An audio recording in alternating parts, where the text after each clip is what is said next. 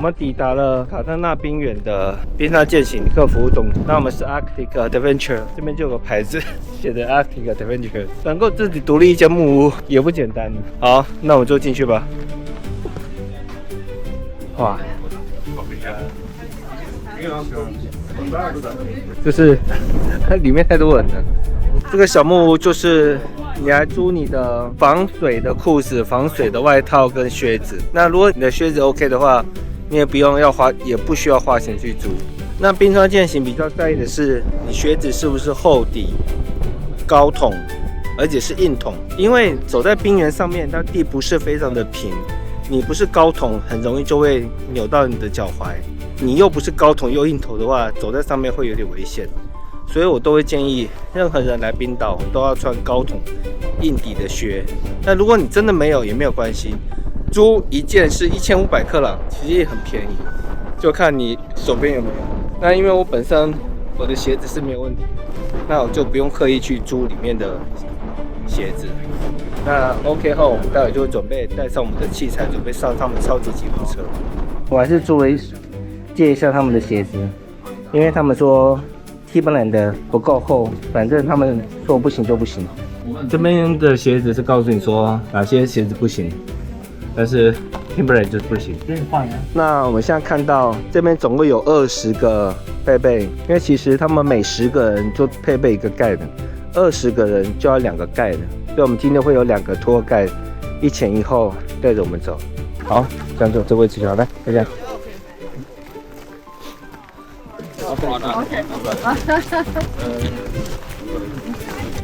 Grab that, it has a little orange clip, so you just push it and open it up. And then there is a wheel in the back, and with this wheel you can adjust the size, so you can make it bigger or smaller. So just go ahead and make it as big as possible, and then you just take it and put it on your head.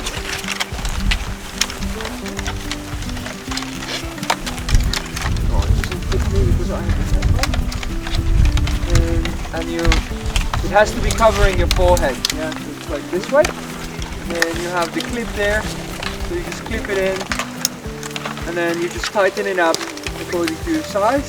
So later on, when you move your head, it's not going to be sliding away. If you feel like it doesn't fit, let us know, and we can help you out. We can also do a different size in case it really doesn't fit. If you are comfortable here, you're going to be most likely comfortable on the place. 多大的人都是我已经开始转到最大的。Now, next thing that we're going to put on is the harness. So this is like a seat belt for us in the car, basically. We like to wear one, we don't like to use one. It's basically just a safety precaution. If by any chance, you decide not to listen to us and you get somewhere you cannot get out of, we can attach a rope here and pull you out. It never happens. It's just something that National Park requires us to have when we're walking on the glacier. Okay, so we're gonna have this big thing here. This is a waist loop. It goes around your waist. This one that I hold, and it has a small green loop in the front. So that's the front of the harness, and you have to tuck your layers under the harness so it's always visible for us. And then you have 2 leg loops down here. And when you're gonna put it on, just like your pants in the morning, you take a waist loop and a leg loop, and you're gonna push your leg through. And then same thing on the other side. Perfect. And now you're just gonna slide it up all the way up above your hips. Remember, your hips don't lie. Put it nice and high. Yeah. And then there is a strap here on the side. So you just want to pull that strap. Make sure that it's nice and tight around your hip. Okay, so it has. Perfect. And now you're just gonna slide it up all the way up above your hips. Remember, your hips don't lie. Put it nice and high. Yeah. And then there is a strap here on the side. So you just want to pull that strap. Make sure that it's nice and tight around your hip. Okay, so it has to be quite tight around your hips so it doesn't slide off when you're walking. It can be quite loose around your legs, so when you're doing... I can try. Yeah, so this is the front. Oh, okay, okay. Yeah, and this is for, you're going to be a right leg. And we're going to bring you out on the glacier this morning. I believe you've all already signed some medical forms, which is really good. Nice bit of efficiency there. So maybe I'll just run you through what the morning is going to look like, and then we have a little bit of multitasking to do to get you guys ready. Everyone looks like they've had their boots checked or just came in really suitable footwear in the first place, so that's good. In say 20 to 30 minutes time, we are going to be walking about 3 minutes that way, and we're going to jump on a bus. And this morning we're going to drive about 20 to 25 minutes into our national park. Once we get into the national park, the bus stops right in front of the glacier at the terminal face of our glacier, and we have about a 5 to 10 minutes steep hike up onto the lower section of the glacier. And usually we do that without crampons. The front of the glacier is covered in volcanic ash and kind of loose rock, and it's a pretty easy hike. So we're going to do 5 or 10 minutes of walking up onto the lower section of our glacier, the lower plateau. We'll stop at some point, put crampons on, make sure everyone's safe and feeling happy, and then we're going to go and explore one of the outlet glaciers in our national park here. I won't go too deep, I'll wait until we're out there, but just, we don't usually have this amazing kind of backdrop. We're in probably the wettest and kind of cloudiest part of Iceland right now. And, the weather. So this is Vatnajökull, which is the highest mountain in the country. It's an active volcano, and the glacier that we're hiking on is ice that has kind of slid down from that mountain or the area onto the side of the road, essentially. So pretty cool part of the world, and we don't always get to see that, so that's a nice start. Once we get up onto the glacier, we are going to do some sort of a loop. So we like to kind of do a deep loop into the glacier and show you some features of glaciology, and maybe have a chat about the national park, and today just enjoy the sun a little bit and maybe take some photographs. And every day is a little bit different, and we just kind of base it on the conditions, on what you guys are feeling.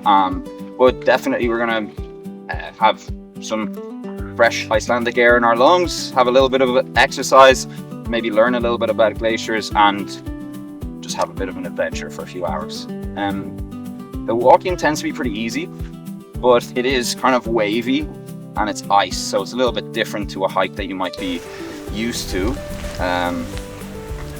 That's kind of why me and Christian are here. We're going to help you out, kind of coach you through how to use your crampons, how to use maybe your ice axe at some point, and just try to get you through the day in one piece and keep you happy and safe.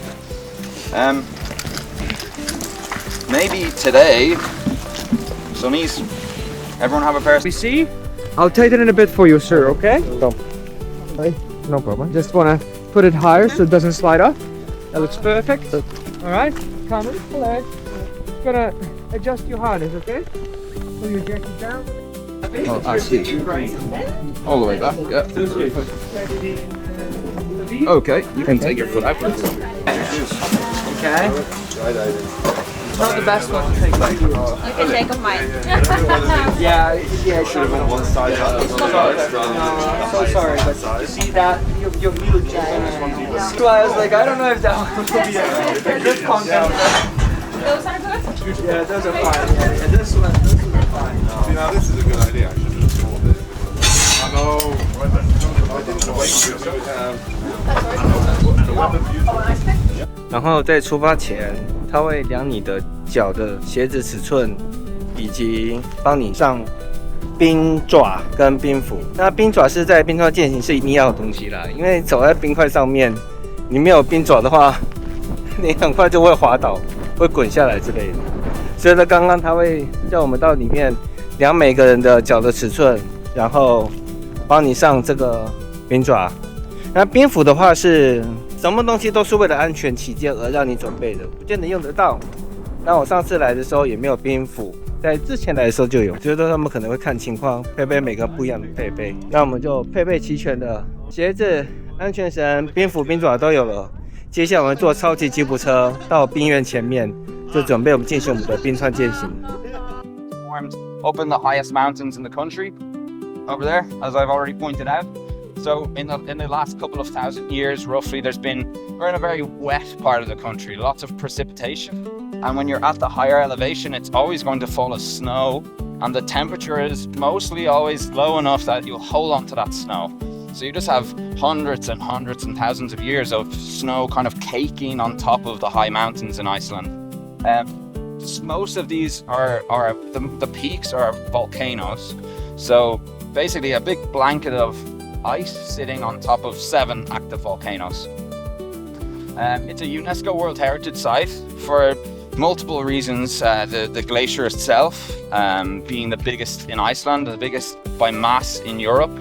And then also the fact that it's sitting on top of active volcanoes.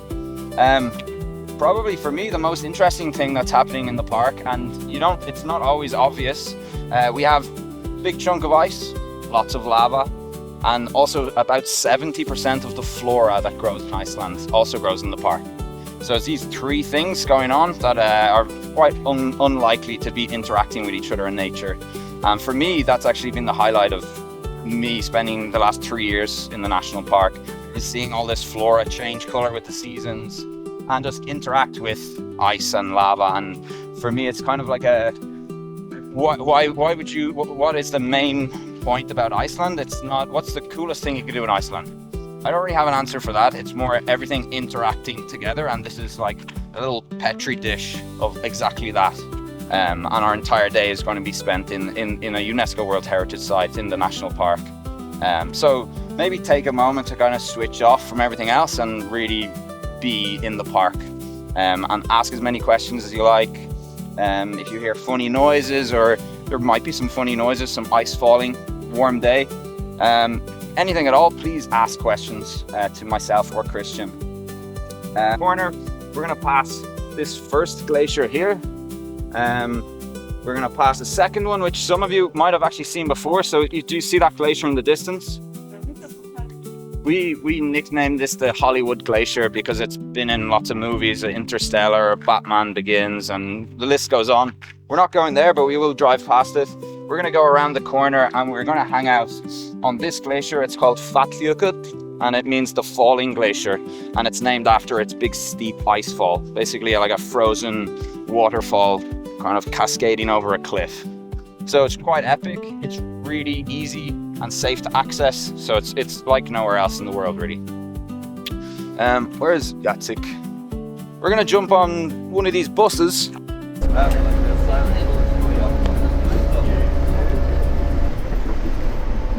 I would love to, but I'm thinking of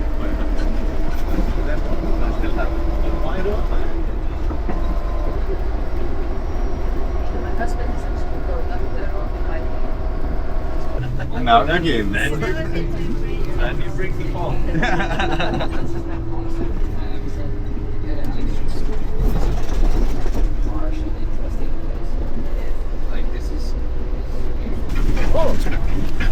来说，用华丽。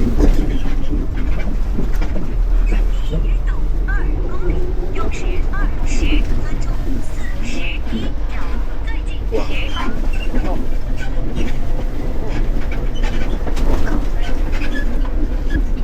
I see. There's a little shit on. 哇，现在这一段，它是把整台大车开进很颠的小路。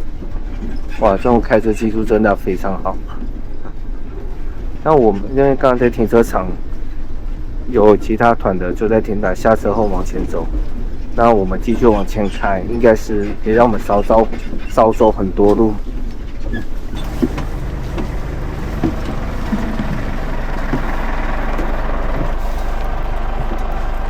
好，我们今天的路线是 Hollywood Glacier， 就好莱坞冰原。那其实这条路我在2019年我就来过了。那不是每一次都能够来到这一条路线，而这条路线就是他们讲的好莱坞冰原的路线。整个卡特纳冰原这个地方有很多个路线，那你参加路线不一样，你的出发点也会不一样，能够进入的位置也会不一样。所以说后面这个是我2019年我就走过路线，因为一来时我就认得这个景象。那有没有走一样呢？其实过了那么多年我也不确定的。不过今天天气好，就当作是第一次。那你可以看到我身后的这个车子，它的底盘还真的蛮高的，轮胎还蛮大的。像我身后这些车子真的是需要特殊设计的车子才有办法开过刚刚那么颠的地方。那我们就来听导游怎么解释了。And the glacier that's right behind us, Vatnajökull, the falling glacier, and maybe it's a little bit easier to see now from this perspective why they might have called it that. This big steep section is an ice fall, and probably due to the fact that we can drive a bus right up into here, and then we're all pretty good at walking, it's probably the most accessible ice fall of its kind, maybe even on the planet. And that's what the glacier is famous for. This is the terminal face, so basically where the ice finishes or starts, whatever way you want to put it. And it's covered in volcanic ash. So we've been talking about the national park being home to 7 active volcanoes, and they erupt regularly, quite regularly. The largest one, we were looking at that big mountain, the highest mountain in the country.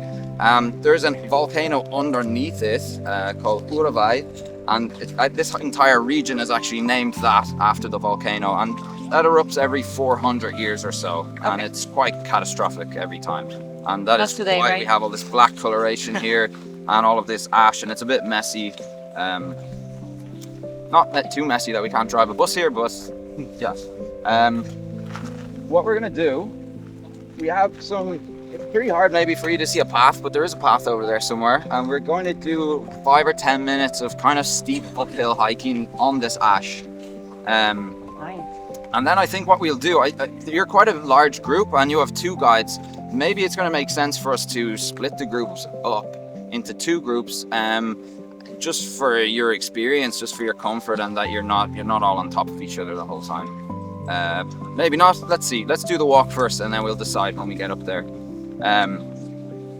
Yeah. Does anyone have any questions about anything they're seeing so far, or anything that I've said so far, or are you ready to do a little warm up? So we're walking on a glacier on top of a volcano or between volcanoes? So we're walking on this glacier, which doesn't have a volcano underneath it, but actually the entire area is part of a caldera, or the cone. All of this area is actually part of a larger volcano. You see this kind of square in the clouds? This is a ridge, a mountainous ridge, that if you were to continue that direction, you will just get to this dome, which is the highest mountain in the country, and roughly 1,000 meters beneath the high point, you have a volcano, a cone, and it's about 1,000 meters itself. So this entire area is actually a volcano, but we're walking on a tiny little chunk of ice relative to the size of the ice cap that's kind of slid down. So a glacier is basically a mass of ice that's moving downhill under its own weight. It's compressed snow, and this is a little dribble that's quite far from the volcano, but still attached to it, if that makes sense, or sitting on top of it. And all of this ice would have fallen as snow at some point in time on top of the mountains, and then fallen downhill to get here. And the reason there's ash on top of this is because all this ice that you see below it is older than the last volcanic explosion. So there's been many volcanic eruptions up on the ice cap, and it can happen in different ways. So you can actually get ash, say, pluming out on top of the ice, or you can have it creating layers within the glacier. And because then you will have layers of ice and layers of ash and layers of ice, and it's all rolling downhill and melting and changing and maybe flipping upside down on top of itself. And then you get ash being exposed for different reasons. A lot of this ash it has been carried downhill on top of the glacier, and then it gets deposited in the valleys, and then wind's pretty strong here. That can happen too, and kind of throw ash on top of the glacier. But the reason that if you had an aerial image of this area, it's actually quite uniform where the ash is dispersed. So we call it moraine, and this is the displaced ash and rock and soil that's been left behind by the glacier, and it tends to be placed in very specific areas. So based on the direction that the glacier is traveling or melting. For example, what we're looking at here, you see all of these hills that wrap around to the very back of the lake. This is more of that ash and soil and moraine that's been left behind by the glacier at some point. So generally, all of the ice is spilling downhill, and kind of roughly going that direction towards the sea, let's say. But at the moment we're in a period where it's too warm for too many months and too many years on end that we can't really support the ice at this elevation. So it's melting and receding back into the highlands. So the ice would have slid downhill, and then now it's kind of melting back, leaving lakes behind, and also this moraine. So actually, for example, these hills that the guys are walking on, this is ash and soil and rock that was left out there in roughly the year 2004. So we might be driving our bus to the other side of those hills and having the same conversation like 700 meters that way in 2004. So we're losing roughly 40 meters from the front of the glacier every year at the moment. Wow. And then about 12 meters of the overall thickness of the glacier, so the height or thickness of the ice that's sitting on the ground, it's just shrinking in all directions. So actually maybe it's good to keep in mind that we're going to have ice and glaciers in some capacity in Iceland for up to maybe 200 years maximum if things keep going the way they are. But our glacier that we're walking on today, or the walk that we're going to be doing today, probably not so much longer left, because of we're on this glacier every day, and it's having massive changes and becoming safety concerns sometimes, and flooding is we're losing access to the glacier sometimes. So we estimate that we won't be doing trips like this on this particular glacier within 10 years for sure, but probably closer to 5 to 10. Oh my We're having really sad bets on it at the moment. It's like really just falling apart. We're here every day. The pattern that's happening right now is specifically in the last year has just been crazy. It's changed the way we have to guide and changing our day quite a lot. And so you'll see one little really sunny snapshot and it's going to be beautiful, but it's not always like that. Does it make it safer or more dangerous to walk on the glacier when you have the rapid change? Definitely, not necessarily more dangerous. If it's going to be dangerous, we won't do it. But it definitely makes it more dynamic and it makes us have to think about it differently. For example, we were building new paths yesterday because we were afraid that the path we're about to walk up might not last so long. When I say so long, maybe one really warm day might wash it all away. So I don't think so. We'll stick on the old path for today, I think. But yeah, it's a very dynamic place, which makes it really exciting, but definitely it's changing the style of our trips pretty rapidly. Okay, we go for a walk? Yeah. 这条路我记得清清楚楚。2019年的时候，我也是走这条路上去。只是那个时候我没有像现在的设备那么齐全，不然其实可以对比一下我2019年来的时候看到的画面是怎么样。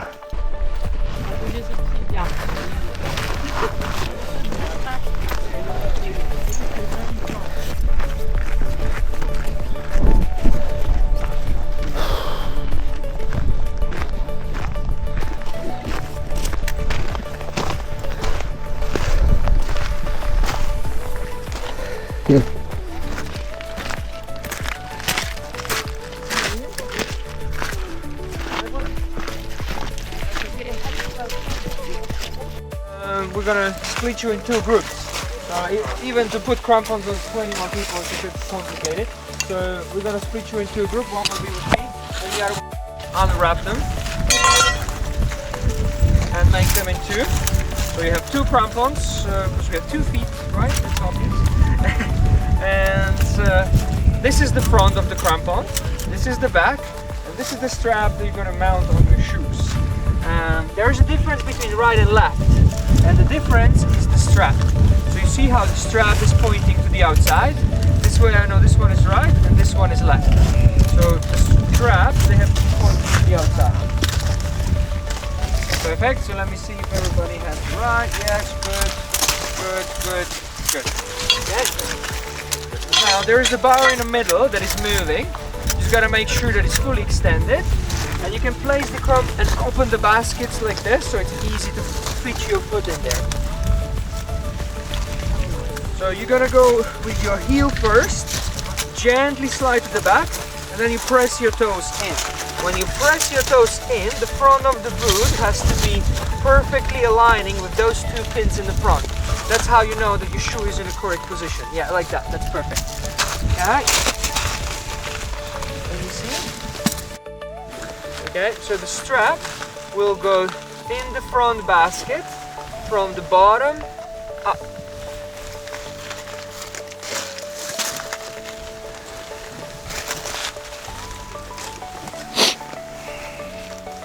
Okay.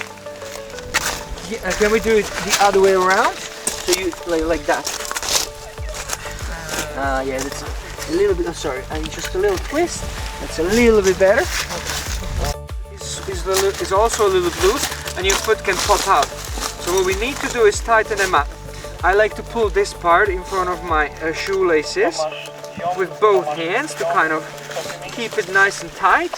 And then you hold it here with one hand, and you take the end, and you just tighten it up. So then you back test it, and you try it, and it's like nice and snug. A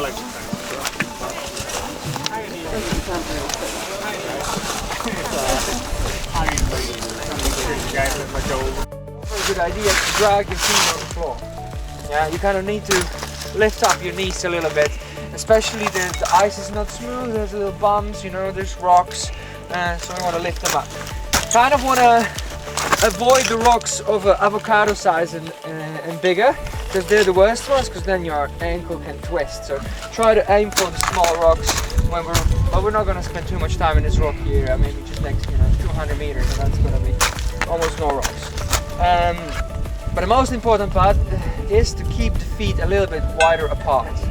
The reason is that these sharp teeth on the front, sometimes they can get stuck in your pants. Okay? So you walk too close, you can do that. And then you can rip your pants, but you also lose balance, and you can just tumble down. We don't want that, so try to keep cool and have a wide stance like a gangster. Yeah? Cowboy, yeah. So a little bit wider stance, of course, you don't have to exaggerate it, because that's going to be awkward. But just like a shoulder width, you know? Basically, we want to avoid the catwalk today.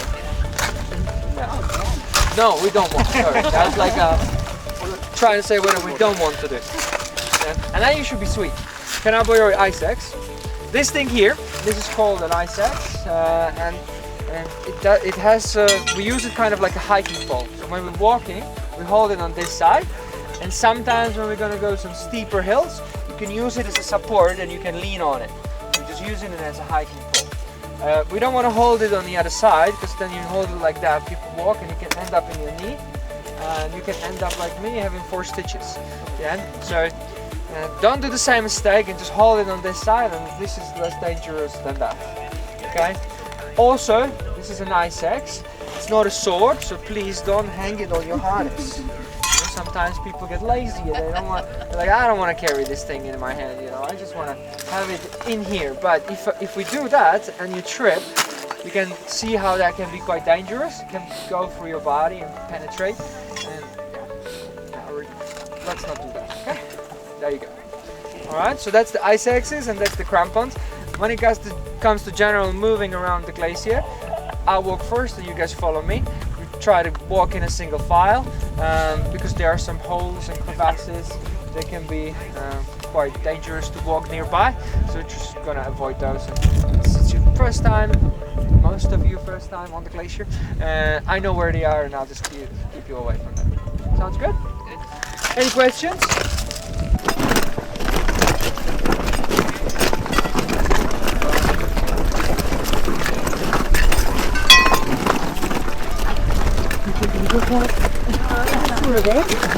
A falling river. Graphically, yes, politically, so it's like question of part of the road, there's like a lot of exactly, it's much bigger. Yeah. So 我们大概从出发应该已经过了1个多小时了。那接着我们就是要走到上面去，那我们就准备出发吧。那基本上走冰川健行的规则其实很简单，就是跟着前面的人脚步走，不要想说绕路啦、走捷径啦都不行。现在是5月嘛，我会感觉到我们底下这个冰原其实已经融化很多了。我之前9月、10月、11月来，其实差蛮多那些那个路的表面冰都有点融化了。那如果你是想要看冰块的话，或走冰原的话，可能避开夏天来会比较好。不晓得，因为刚刚他有讲说，到上面的冰原会更加的漂亮丰富，大概这个意思。How you doing? Very good. Okay. All good, sir? Good. Yeah. Awesome.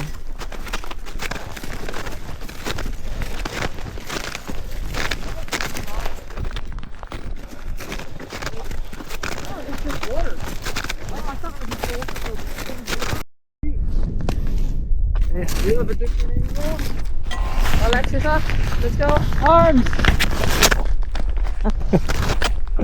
We're gonna hike up a little bit higher here, and you're gonna see them from. I'm gonna explain this why the crevasse is here from above.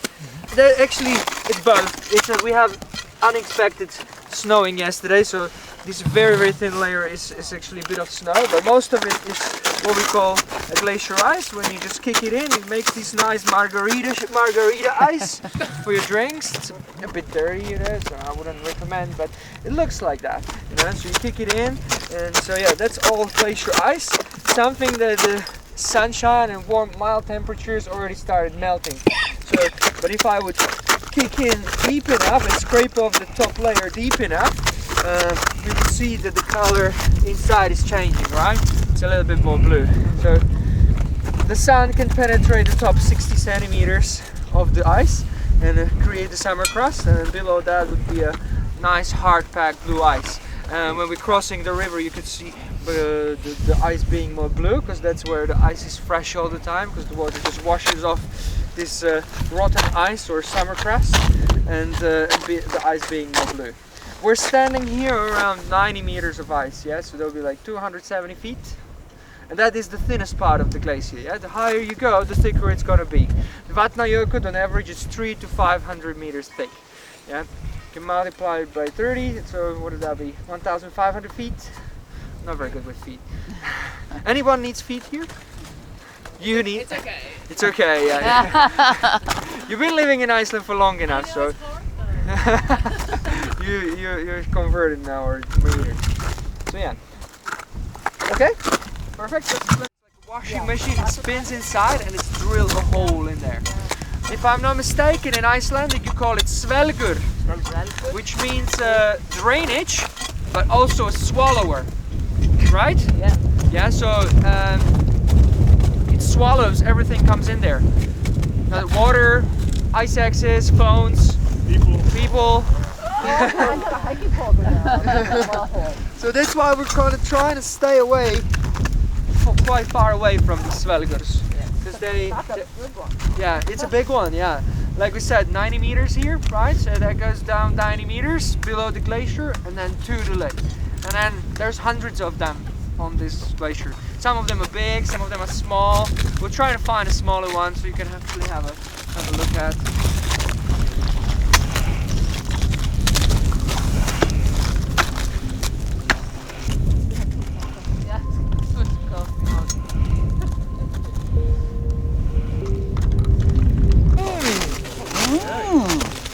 Okay, so, but do you see something in there? Have a closer look, like a good look. You have to find something. Probably algae. Algae? No, there's no algae. Bugs. No bugs. Ash. There should be something inside. Here. Cracks on the ice. Cracks, but do you see something colorful there?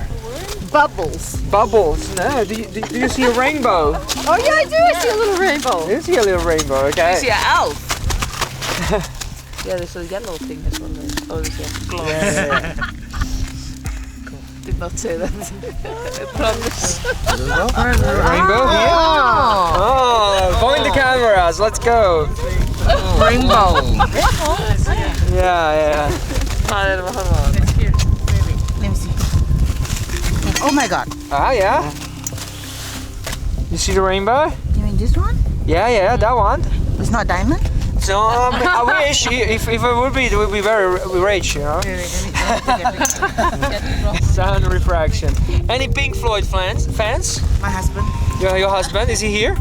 Nope. No? I left him at home. No Pink Floyd fans. Okay. Comes in, the rainbow comes out. Yeah. Yeah, so this is the same. Yeah, this is the same thing. Light comes in, the rainbow comes out because the dense particles of ice act like crystals, and they bend the light and refract it to different spectrums, You just which saved my creates the marriage. rainbows. I just I'm gonna pretend I like Pink Floyd when I go. yeah, sorry, yeah. And the blue is as short as light. Yeah, that's why the ice is blue, because it's the molecules of water. It's the first light on the scale that appears in the molecules of water. It acts like a crystal, like when you have diamonds, you know, and you lighten up and they like have these little rainbows on them. So that's the same thing. You know, sometimes going a little bit steeper, sometimes a little bit more flat. And as the glacier is changing, it's also creating a lot of tension within the ice. So this tension is releasing in form of cracks. And there's different reasons why we have crevasses here, and then why we have, for example, crevasses a little bit higher up there, where you see the two groups. But basically, it all starts the same. As the glacier moves, it splits a little bit, very narrow. You can barely stick your finger in there, and then with time, it's going to open up and get wider and wider and wider and wider. So until eventually, it's going to open up so much that it will not even be a crevasse. Yeah? So you can imagine that when we started walking through here in November, the walls were 3 times of its size, you know, and space between the walls was just enough to fit one person in there, and you actually had a little glacier squeeze when you were going through. So it's like a cycle. It opens, it just repeats itself. This crevasse will eventually open up deeper very soon and go and be deep again. So it's gonna start all over again. We kind of modify the floor. So we like take ice from the sides and we push it down with a big bar, so we're able to walk inside. So now we're gonna go through these crevasses. So they open and close. Yeah, they open up and then they open up and they're too much open. In the summer, this floor is gonna melt out and it's gonna be very deep. It has like these narrow V shape, so your foot would get stuck in there. You would just get wedged basically. So then we don't really do it very much in the summertime, mostly in the winter. But now it's still kind of cold, so we can still go in. Yeah. So yeah, I'm just kind of confused because you got lines this. 这次走冰原的方式跟我有点不一样，之前是会蛮要求每个人的走路，那现在可能是夏季吧，比较安全，就没有特别去要求每个人怎么走。好，那我就继续往前走。好，我们现在走的这一个有点像是小型版的黑木利山。这是一个雪隧道，然后呢，夏天的时候呢，水面就在那边融化，形成一个特别的景观。但老实说，我也是第一次走到像这样子的冰原健行的通道，我真的觉得非常的特别。哦。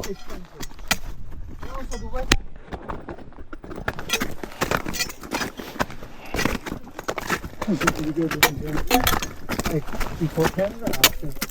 That's why I like my idea. It was good and bad in the same time.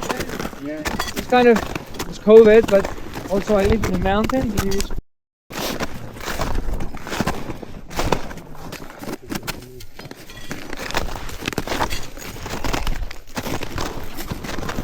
一层又一层。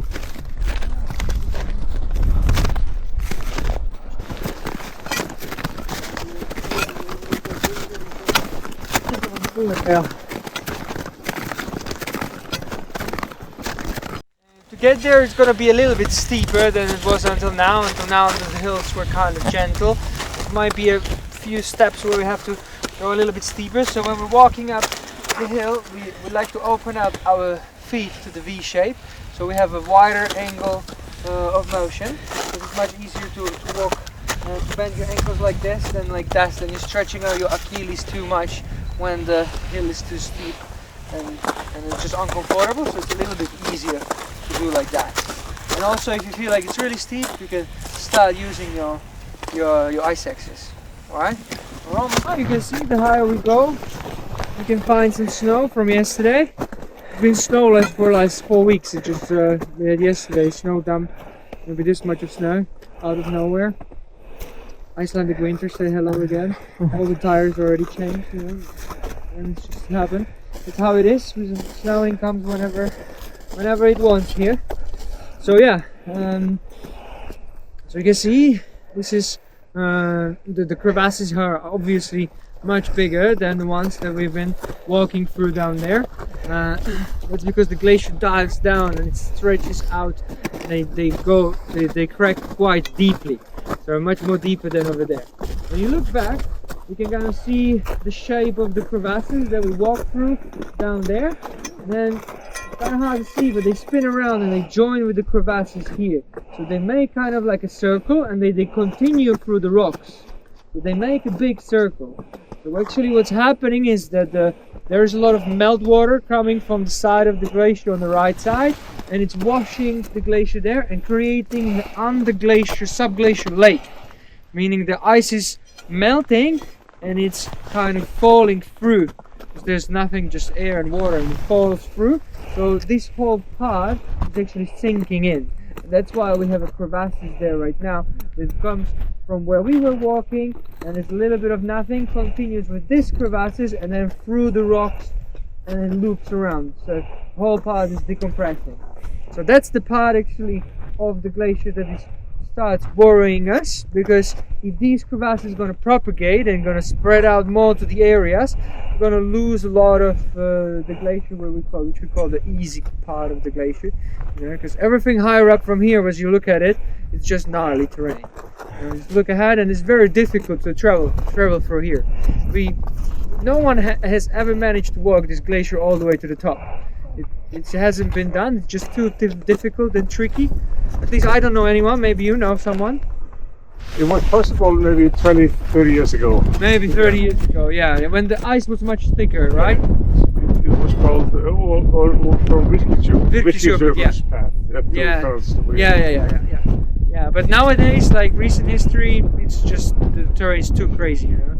Even the most experienced mountaineers wouldn't risk it for a biscuit.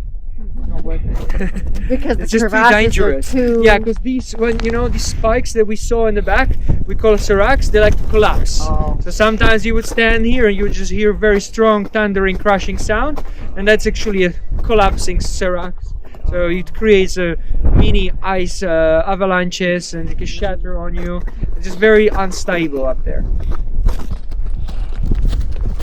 Okay, so what we're gonna do now, we're gonna hike up here, and there's a few steps that we're gonna go. So use your ice axe on the steps, and then we're gonna get to the entrance of the big boy, and then to actually go inside it, the big boy, we'll have to split to the small group because it's very narrow. So we cannot. So we're gonna rotate here and there. Okay, so we're gonna spend a little bit of time in there, and let's get first to the. 好啦，我们现在这条路。我们走这条路就是他们通往一个叫做 Big Boy 大呐喊的路，这条路真的还蛮漂亮的，还蛮漂亮又刺激的。今天这个景象也算是非常值得了。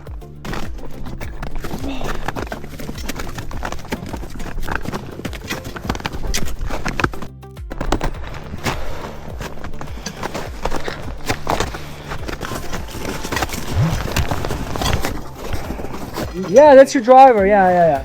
We're multitasking. We're drivers, we're guides, we're trail maintenance, everything. Here you can see in a real life scenario what we're doing. We're actually not guiding.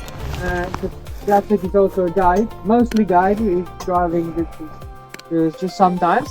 So he's a guide, and when he's not guiding, he's or driving lovely people.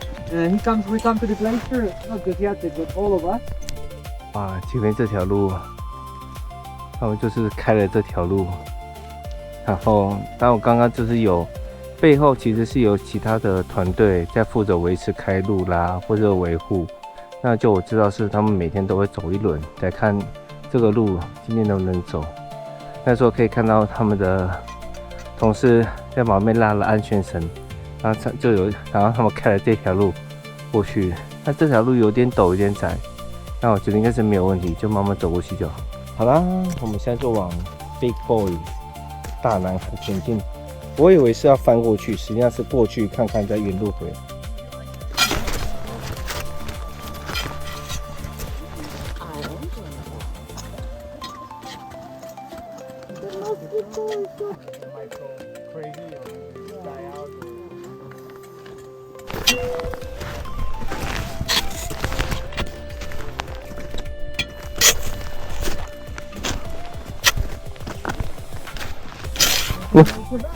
We dig down the snow and we push it down and we compress it, and now we will have to come back again and push it. The floor will have to go deeper and deeper. 这两边非常窄，那过去好像再更窄，那我就往前开，继续再往前。Why don't you come up? Wanna Yep. come up? Yep. Oh. It's actually better if we walk back and I'll shoot the photo this way. Except yeah. Would you want one photo of yourself? Okay. Okay. Yeah. You have a picture, so I'll take first of him. Nice. Thank you. Welcome. 这个地方就是到这边为止。哇，能够走到冰原的缝，这样看也是蛮壮观的。对，哇哦，走在冰原缝里面，真的是蛮特别的。好，差不多就可以走下去了，准备换人了。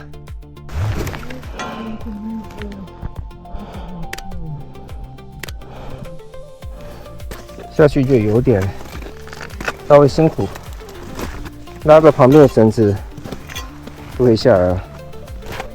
好了，这一次的冰川健行的体验比较不一样，因为我过去还没有在5、6月或是春夏天来走过，所以说这一次整个走过来看到的冰其实融的蛮多的。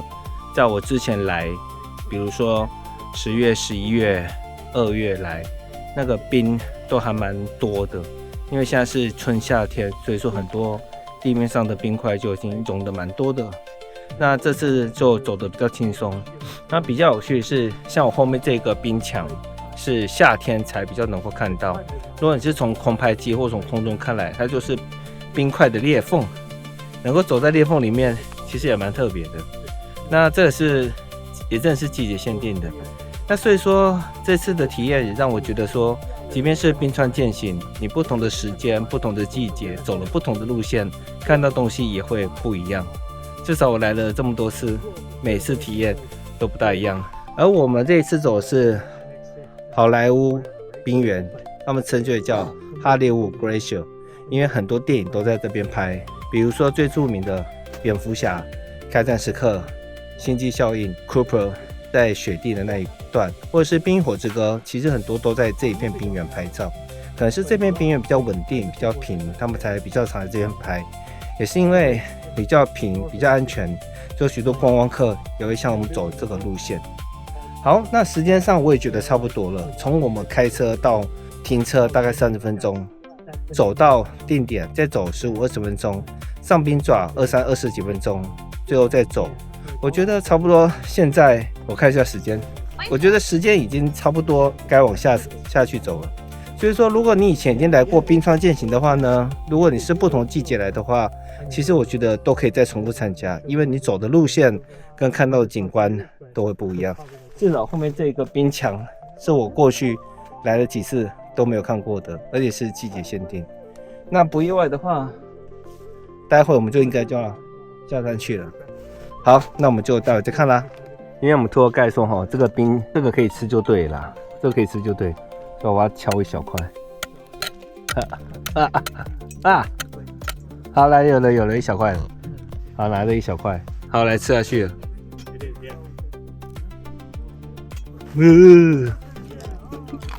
赞，天然的冰岛冰块，冰岛刨冰再一块，这个比较大块一点。赞，你要挑干净的敲啊，不能挑那种脏脏的敲啊。它这边就脏脏的嘛，你要挑这种干净的，挑干净的。你看，这样子。好，就这样。刚刚我们领队说，在这个凤凰的冰岛，在5月的时候还下雪。对，我们现在下雪，还好啦，就一点点啦。你说冷吗？其实我不觉得冷，因为我不戴手套。不过我手是有点红肿的，我觉得我觉得还好。像我刚刚脚扭了一下，要不是我是穿那种高筒硬筒的话，因为它不平嘛，你脚踩没有平会扭一下。如果你没有穿硬筒的鞋子的话，你脚很容易扭伤。好，我们现在就原路回去，可以看到下午的队伍就来了。然后他们应该是有规定，同一梯次的帽子要戴同个颜色。你看我们这边是蓝色嘛，对不对？但是其他下一个队伍来的就是绿色之类的，这样就可以很明显分别出来你是哪一批的，很一致。所以我们这边是蓝色的，他们是绿色的。那我们就原路回去结束我们今天的冰川健行。然后只是现在很疯狂，在下雪。5月的冰岛山上还在下雪，所以我们刚刚我们的盖的就说体验一下冰岛的疯狂天气。哦，是眼镜掉。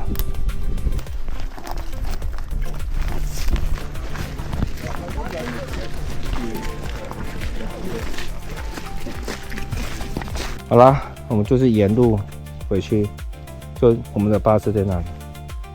所以下一队来的，他们是戴橘色的帽子，不同公司、不同队伍，就会戴不同的帽子，分辨出什么时候上山下山的。像我们这个队伍是蓝色的，就会知道说这个公司带的这一批次的客人都是戴蓝色帽子，这就可以很明显的区分。万一真的发生人走丢了还是怎么样，找帽子颜色就会很明显。